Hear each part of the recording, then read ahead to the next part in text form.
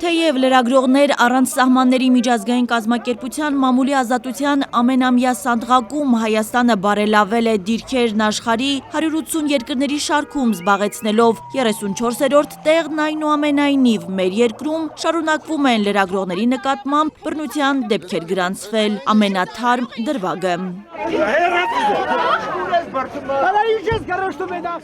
Դեպքն արձանագրվել է Քասախ համայնքում բողոքի ակցիայի ընթացքում։ Ոստիկանության աշխատակից Ալեքսանդր Ազատյանը բռնություն է գործադրում 24 News-ի լրագրող Մերի Մանուկյանի նկատմամբ։ Այն ոստիկանը, որ հարվածեց լրագրողին, ընդամենը ժամեր հետո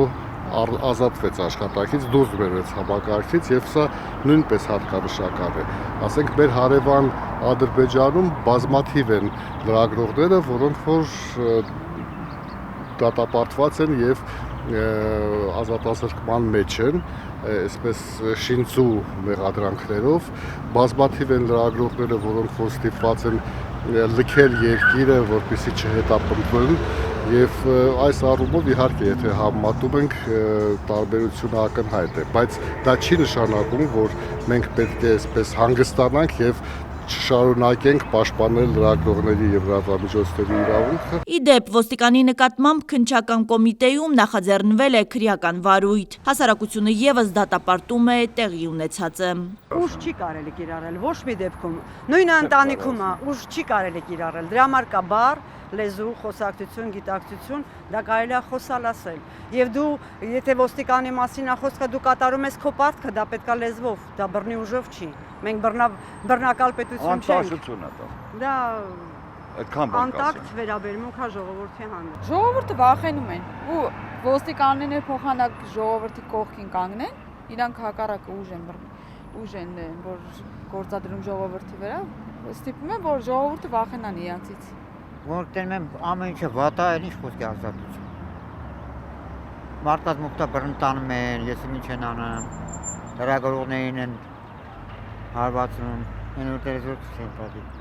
Կասեք Հայաստանում խոսքի ազատություն կա։ Ինձ թվում է որոշ չափով կա։ Նկատում եմ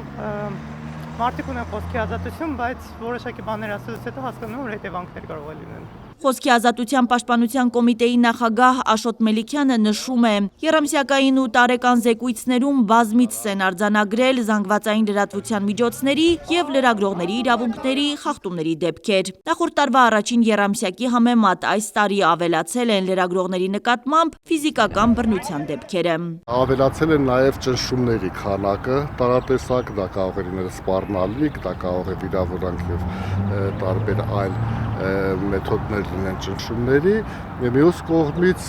որոշ առումով բարելավվել է ինֆորմացիա ստանալու եւ տարածելու իրավունքի վիճակը։ Միաժամանակ փաստում, չնայած բազմակարծիք միջավայրին, հայաստանյան մեդիան շարունակում է մնալ բևեռացված։ Լրատվական դաշտը բաժանված է քաղաքական ու ֆինանսական ճամբարների։ Ստեղծված իրավիճակի պատասխանատուները Մելիքյանի կարծիքով քաղաքական ուժերն են։ Չեք կարող պատգամավորի հարցի։